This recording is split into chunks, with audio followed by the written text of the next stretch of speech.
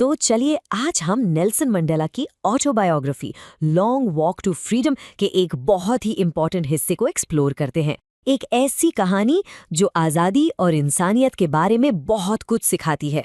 हमारी कहानी शुरू होती है 10 मई के दिन से। ये कोई आम दिन नहीं था, ये वो हिस्टोरिक दिन था जब साउथ अफ्रीका की पहली डेमोक्रेटिक नॉन रेशियल गवर्नमेंट का इनॉग्रेशन हो रहा था।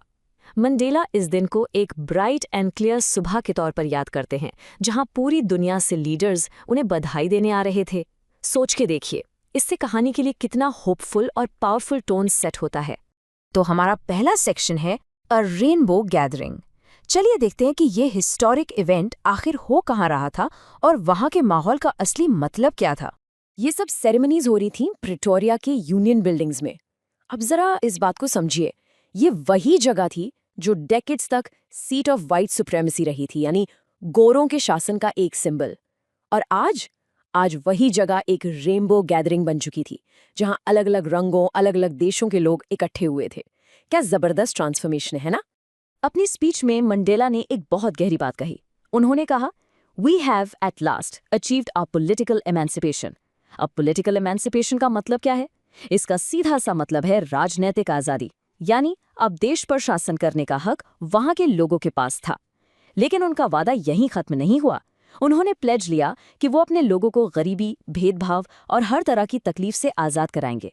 मतलब ये सिर्फ पॉलिटिकल फ्रीडम की बात नहीं थी, ये कंप्लीट लिबरेशन की बात थी। इस नए दौर की शुरुआत कुछ बहुत पावरफुल सिंबल्स के साथ हुई। आइए देखते हैं symbols of a new nation को। ये लाइन, इस पर जरा गौर कीजिए। मंडेला याद करते हैं, Not so many years before, they would not have saluted but arrested me.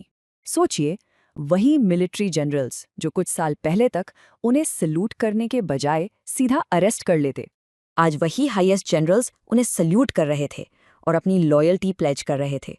इस एक पल से साफ पता चलता है कि साउथ अफ्रीका में ज़मीन आसमान का बदलाव आ चुका था। मिलिट्री की लॉयल्टी अब एक ऐसी गवर्नमेंट के लिए थी जिसे लोगों ने आज़ादी से चुना था। एक और बहुत ही गहरा सिंबल था दो नेशनल एंथम्स का गाया जाना। जहां व्हाइट्स गा रहे थे नकोसी सिकेलेले अफ्रीका, एक एंथम जिसे वो पहले नफरत करते थे, वहीं दूसरी तरफ ब्लैक्स गा रहे थे डाई स्टेम, जो उन पर जुल्म करने वाले ओल्ड रिपब्लिक का एंथम था। ये रिकंसिलिएशन यानी सुलह की तरफ एक बहुत बहुत बड़ा कदम था। फ्रेंड्स, इस वीडियो को पूरा देखने के लिए आज ही फ्लेक्सी टीचर ऐप सब्सक्राइब करें, जहां आपको मिलेंगे animated videos, digital books, text book solutions, notes, DPP और क्विज। और हाँ, flexi teacher app mobile, TV और कंप्यूटर पर अवेलेबल है। और अगर आपके पास इंटरनेट नहीं है तो तुरंत ऑफलाइन सेट टॉप बॉक्स के लिए संपर्क करें। Flexi teacher, the one you needed.